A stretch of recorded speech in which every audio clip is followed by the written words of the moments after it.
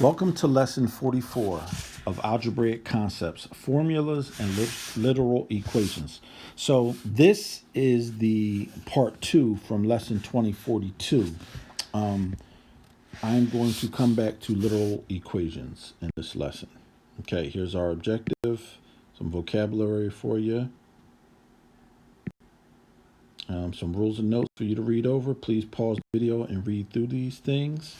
So let's look at a typical volume one, and you would think that this will be a geometrical problem, but we are not giving you any shape. We just want to solve for h.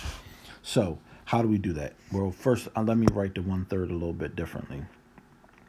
Let's write 1/3, and then let's put the pi, the r cubed, and the h all in the numerator, because we can do that.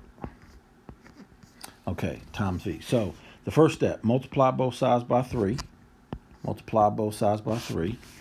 So now v will equal pi r cubed h. And remember, we're trying to solve for h. That means get h by itself, and the coefficient of h must be positive 1.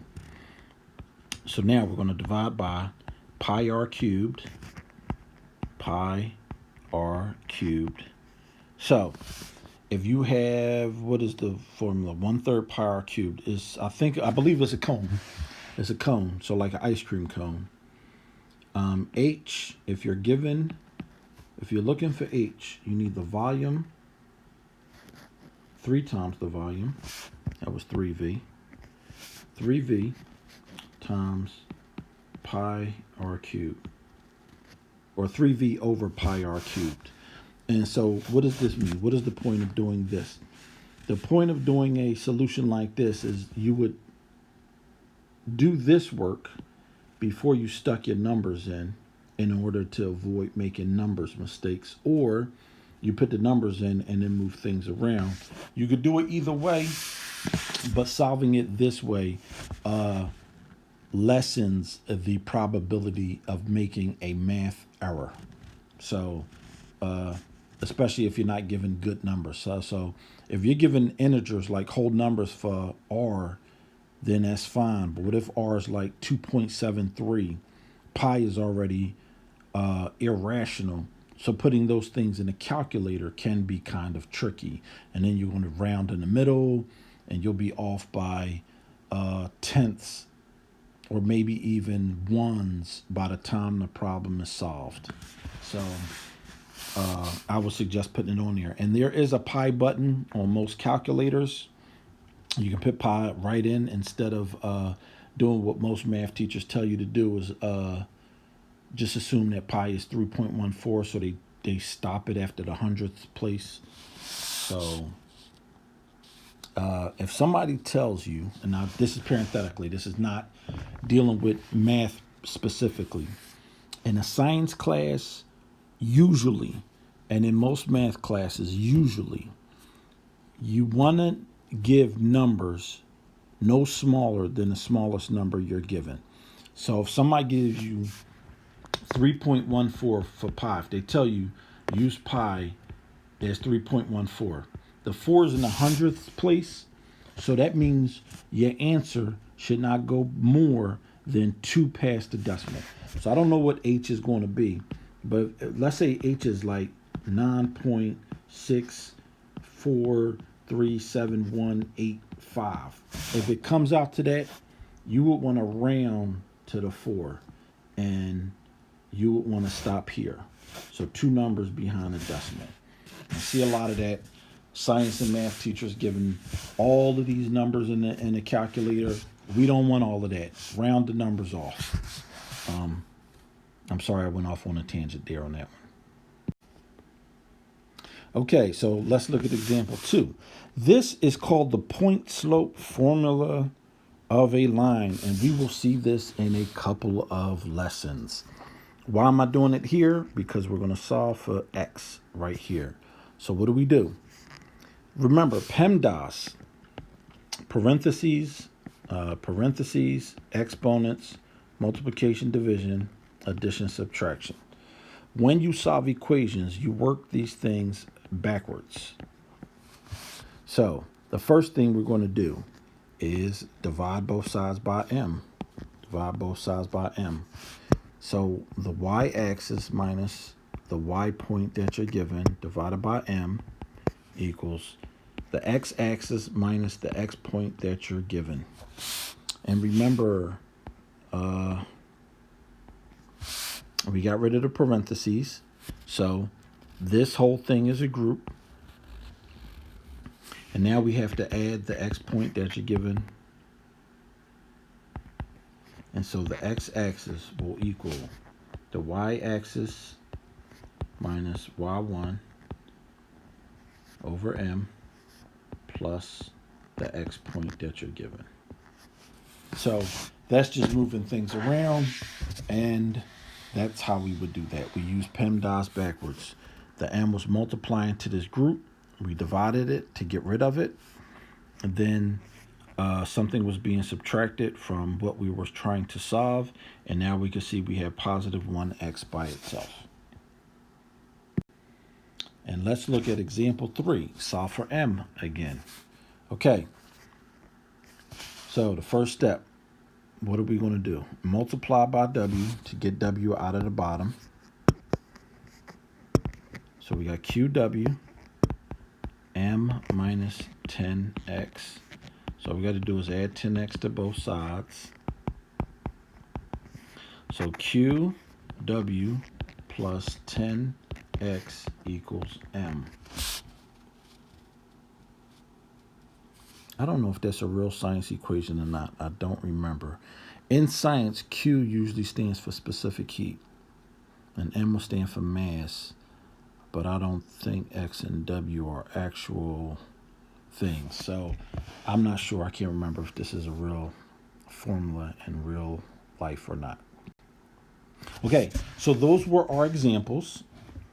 Move the equations, manipulate the equations, isolate the variable, and I will see you at the end of this video for a review.